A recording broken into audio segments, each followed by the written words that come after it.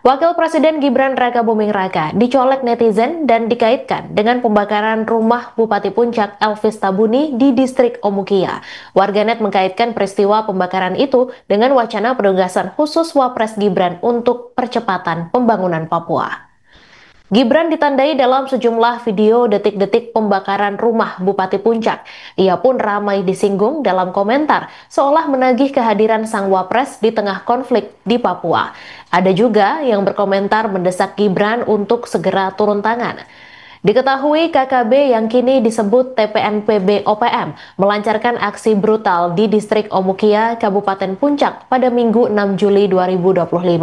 Sejumlah fasilitas vital dibakar, termasuk 2 rumah dinas bupati, 1 gereja, 1 puskesmas, 1 sekolah, dan kantor desa.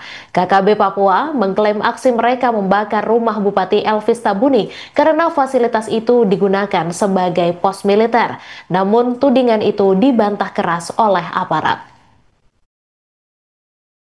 Assalamualaikum warahmatullahi wabarakatuh. Salam sejahtera untuk kita semua. Shalom, Om Swastiastu, Namo Buddhaya, salam kebajikan, salam presisi. Telah terjadi aksi pembakaran di Kabupaten Puncak, Papua Tengah pada hari Minggu, tanggal 6 Juli 2025 dan menyasar kepada 2 unit rumah milik Bapak Bupati Puncak, Elvis Tabuni, serta kantor distrik Omukia. Kami tegaskan bahwa fasilitas sipil yang dibakar oleh kelompok kriminal bersenjata, termasuk rumah dinas bupati, kantor distrik, gereja, sekolah, dan puskesmas, tidak digunakan sebagai pos militer oleh TNI maupun Polri.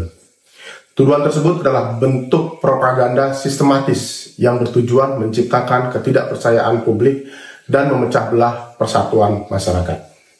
Seluruh korban sipil yang menjadi target kekerasan KKB bukanlah anggota TNI maupun Polri. Sebagaimana yang sering mereka klaim, kebohongan publik ini digunakan untuk membenarkan tindakan brutal mereka dan upaya untuk melawan negara kesatuan Republik Indonesia yang berdaulat serta untuk menimbulkan rasa takut di masyarakat. Di tengah upaya manipulasi tersebut, aparat gabungan TNI Polri justru bergerak cepat. Satgas Koperasi Damai Kartens bersama TNI telah melakukan penyisiran secara intensif di lokasi kejadian atau di TKP, serta mengumpulkan barang bukti dan keterangan dari para saksi guna memperkuat proses penegakan hukum dan memastikan akurasi investigasi.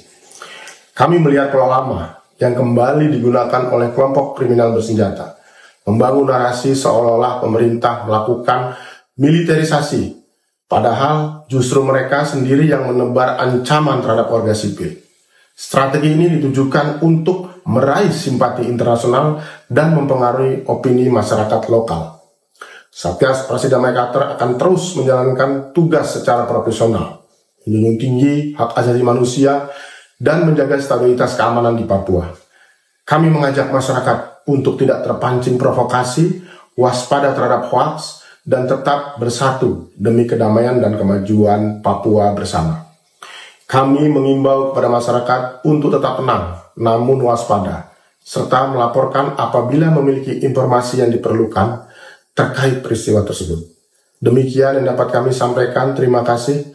Wassalamualaikum warahmatullahi wabarakatuh. Salam sejahtera bagi kita semua. Shalom.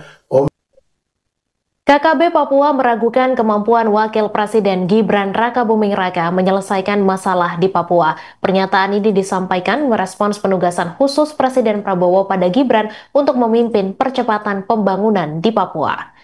Juru bicara TPNB OPM, Sebi Sambo mengatakan kelompoknya tidak punya urusan dengan penugasan Gibran tersebut.